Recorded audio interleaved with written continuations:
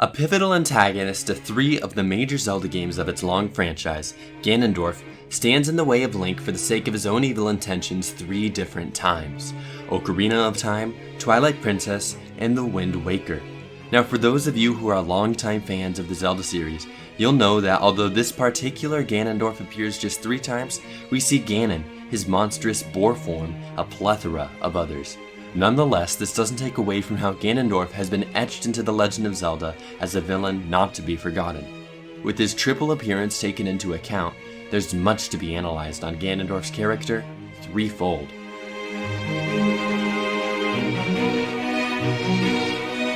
In looking into the analysis of a game's plot, there's times to dive in, and there's times to be realistic. What I mean by that is that we have to be honest with ourselves when we take all the aspects of a game to analyze a specific plot point or characteristic. We always need to ask, is this indicative of the story that unfolded within the game's mythos, or was it merely a gameplay element used by the developer that shouldn't have any particular bearing on the story? For example, in the first Legend of Zelda game, there was no mention of the third piece of the Triforce of Courage. Does this mean that it doesn't exist, or that it's any less important than the other 2 pieces of the Triforce? I think not, considering our main hero wields this part of the Triforce, and its indispensability is shown at various points within the series. A better conclusion of this Triforce of Courage scandal is simply that the first game of the series was made in 1986. The developers had no knowledge of how successful the game would become, and so story was of little focus. And of course, there's always room for retcons. With that being said, take some caution of what to make of Ganondorf's character. Unlike a long, winding series of books or movies that should be thought out from the start, video games are much more erratic with their plots and how they bridge together within a franchise. I think there's much merit to this particular character, however. Let's start things off with Ganondorf's first real appearance in Ocarina of Time. Link is given a brief introduction of Ganondorf by Princess Zelda as a child, as an element of her dreams, the dark clouds, in her nightmare. We learn every century a man is born among their Gerudo, and this particular mystic from the desert causes all the problems Link has to fix in Ocarina of Time. Right off the bat, Ganondorf is painted as the archetype of a truly evil villain. But what are his causes? And furthermore, what did Ganondorf actually do that is so evil? Well, his evil might not actually be so apparent when you just play the game. As I'm sure many people tend to focus on the gameplay rather than the specifics of the story, let's get a brief reminder. Ganondorf wanted power. He wanted dominion over Hyrule, or rather, the world. One way to do this is to attain the Triforce, as difficult as it sounds. Doing so will grant the bearer of the Triforce one wish. Ganondorf learns the way to the Sacred Realm is through 3 spiritual stones, guarded by the 3 separate races of Kokiri, Gorons, and Zora. Ganondorf tries to take the emerald from the Deku Tree, and when he doesn't get what he wants, he inflicts the tree with a curse that ensures his death. In attempts to acquire the ruby, he seals Dodonga's cavern with a boulder in an effort to starve the Gorons, hoping they'll cave into their starvation and eventually give Ganondorf the ruby. For the sapphire, he fills the Lord Jabu Jabu with parasites, knowing that Princess Ruto will chase after it and hopefully reveal the sapphire to Ganondorf. Once Link opens the Door of Time and sleeps for 7 years, Ganondorf takes this opportunity to try and acquire the Triforce by himself. Because Ganondorf has an evil heart, it splits into 3, and part of the Triforce that resides with Ganondorf most power is imbued with him. With this newfound power, Ganondorf overthrows the King of Hyrule and sent the land into a barren wasteland. We see the after effects pretty clearly after Link awakens, but what does it mean for the actions Ganondorf committed specifically? At this time, Ganondorf is really an evil manipulator. Clearly, he's not afraid to go to extremes to get what he wants, and this conquest carries on even after he's asserted his rule during Link's slumber. He revives Volvagia, an ancient dragon who ate Gorons, in an effort to wipe out the Goron race and make the other races cower in fear. The Zoras were frozen under a sheet of ice in their own domain, and Ganondorf even drained Lake Hylia via a demon named Morpha. He's evil, but he's intelligent. He knows he needs all 3 pieces of the Triforce to truly ascend to an unstoppable state, and the entirety of this oppression not only aids to his tyranny, but it also is a means of bait. He baited out the hero of time, and eventually Princess Zelda, who he felt would aid Link in some way after allowing him to cleanse the temples of the evil infested by Ganondorf. Again, he's evil, he's manipulative, intelligent, and honestly, cliché. Let's step out of the boundaries of the game for one moment here. The Zelda series was founded on the simplest of concepts of boy with sword defeating evil oppressor. But as the audience for gaming grew up, so did the demands for an engaging story. Ocarina of Time was Nintendo's first step into the world of 3D Zelda, and ironically their first step into the world of 3D Zelda, if you get what I mean. Ocarina of Time is and always will be one of the pinnacles of gaming history as we know it. It's Famitsu's first 40 out of 40. It's critically acclaimed everywhere you look for it, and it doesn't fail to inspire tons of other games, media, or other YouTube channels like yours truly. For its time, a phrase we hear over and over again when speaking of old games, Ocarina of Time was such a breathtaking adventure for all of its players to trek through it in 1998. Now that's not to undermine the game at all. If it were released today as if the Zelda series had never existed, I still believe it would do great. But with limitations and developers' intent always changing, Ganondorf was a pretty simple villain with not much to him at the time. Not a bad character, but not the deepest one either when we just look at Ocarina of Time. We hear of his evil doings and see his wretchedness he wreaks upon the land, but why is this so ingrained in Ganondorf's character? When we look at Skyward Sword, we are given an explanation to the origin of evil throughout Hyrule, Demise. And with the death of Demise, he swears that he will reincarnate into an evil to plague Link's lineage forever to come. Ganondorf didn't know it, but he was filling a prophecy as ancient as the land of Hyrule itself. And when we look back at Ocarina of Time as a whole, the story really does intertwine with that motif of prophecy. The introductory cinematic shows a prophecy through the nightmare. Link always hears of the prophecies ever since the ancient beginnings of Hyrule, and the game ends with a prophetic meeting planned outside of the reaches of even this one game. So I propose that in Ocarina of Time, Ganondorf's character is a victim of prophecy, bound to the evil heritage since Demise. But although this character may seem one-dimensional, there's more to it than just one game. Like I said, Ganondorf appears 3 times in the Zelda series with major roles, and so we have just learned one facet of who Ganondorf really is. 2006, Twilight Princess comes out.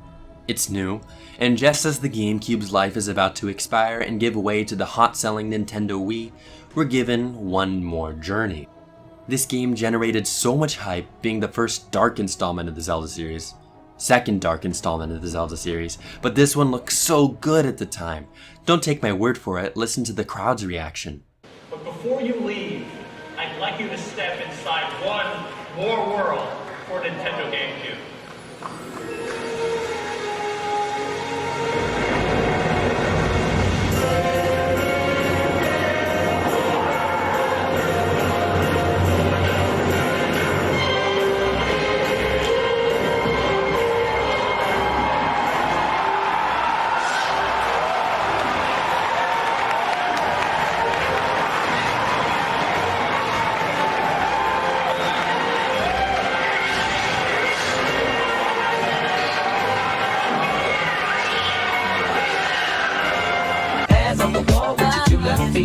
It's real easy, just follow the beat. Don't let that fine girl pass you by. Look real close, cause strobe lights.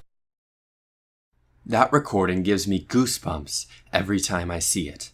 And although in the end the game was subject to criticism when looking back, and from me too even, it was still a great game regardless. But how did Ganondorf play a part in this adventure? Let's take a quick refresher in Zelda lore. Remember that at the end of Ocarina of Time, the timeline split. Twice actually, but that third timeline isn't so relevant for this video. When Ganon was finally defeated, Link traveled back in time to warn Zelda of the events to unfold before they could unfold.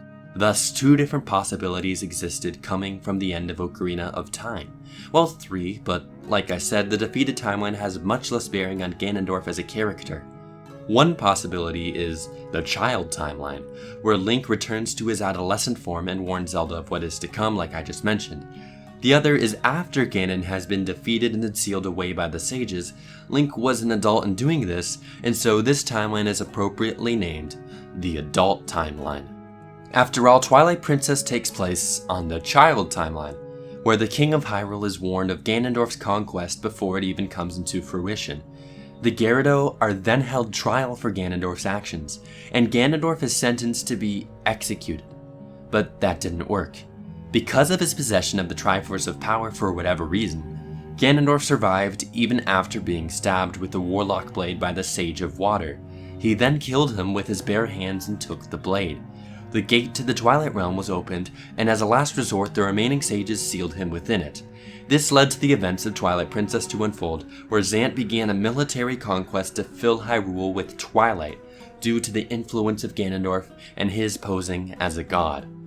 Ganondorf once again plays the role of a manipulator as he uses Zant to free himself from the shackles of the Twilight Realm. From there, the story of Ganondorf isn't so different as the one from Ocarina of Time. As Twilight Princess is an extension of the child timeline, Ganondorf is doomed to repeat his mistakes and fill out the prophecy once again. After all, he doesn't know that taking the princess and baiting out the hero with the Triforce of Courage will fail because he hadn't done it yet. He's trying the same thing twice without even realizing it. This take on Ganondorf actually sheds light on the development process for Twilight Princess as a whole. The game came out in 2006 when gaming had a trend to be more realistic and more edgy.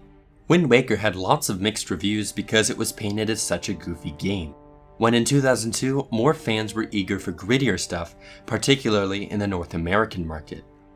This backlash to trying something new and unique caused vibrations throughout development in Nintendo and led to the reciprocation that was Twilight Princess. This isn't speculation, but actually claimed directly by Aonuma in an interview, who even began development on Wind Waker 2 until they ultimately scrapped it for the dark adventure that would become Twilight Princess.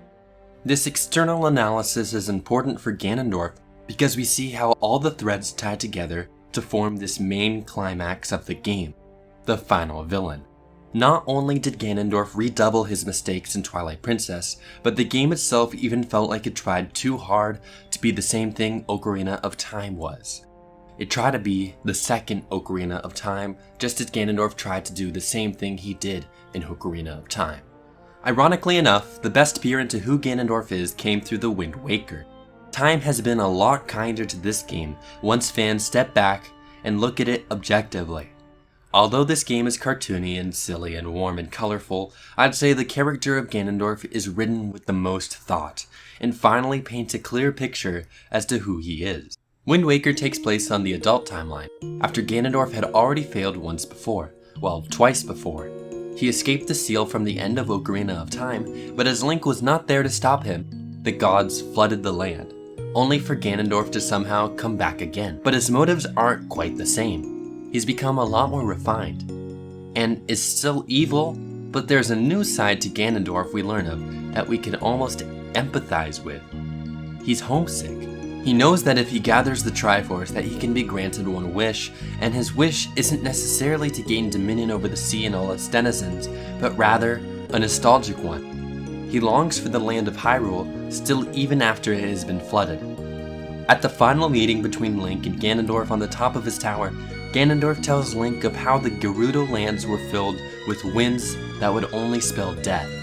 He was jealous of the Hyrule Kingdom's gentler winds. Ganondorf's mentality was ruthless, and he committed ceaseless atrocities, but his goal was less so. He wanted to return to the country from whence he came. The King of Hyrule even shares part of this desire that resides within Ganondorf. In a way, Wind Waker provides the richest insight into Ganondorf for how he tries to cut away from the prophecy that doomed him since Ocarina of Time. He wants an end to those shackles. It makes us wonder, perhaps there is some humanity within Ganondorf, away from the wretched spirit of demise. And that even opens up a whole new other question. If a person is corrupted, are their actions a fault of themselves, or rather simply that corruption? I think we start to see a little bit of salvation almost from Ganondorf in the end. He remarks a simple quote, But perhaps the most dramatic quote within the Legend of Zelda series. After being impaled in the forehead, he gives off a faint laugh and mentions, "The wind, it is blowing." I can't do justice to that quote with my voice. Just seeing it written is bone-chilling enough. He references the winds that haunted the land of the Gerudo. That wind that spelled death for his countrymen is here for him. It's not the gentler winds he coveted. It's the wind of his new fate, carved in stone. The wind of his death. So what do these big three games spell for who Ganondorf is? I think it's fair to say he's a man of fate, whether he falls into it or he fights it to his very last breath. Thanks for watching. Please subscribe for new interesting videos like this one every week. If you want some more Zelda content, then check out this series I made on the Odyssey of Hyrule, an old Zelda fan site that looked into acquiring the TRIforce in Ocarina of Time. Or, if you're into video game theories, take a look at this video where I analyze how to tell the good ones from the bad ones. There's a lot more to it than what you might think. For updates, be sure to follow me on Twitter at NicoBorst, or head over to r/Nullatrum, where there's much interesting discussion to be had about this video and the channel. Or you can even put your own discussion on there as well. I'm on Patreon too. If you enjoy the work I put out for these videos, then consider becoming a patron. It would mean the world. Again, thanks for watching, and have a great day.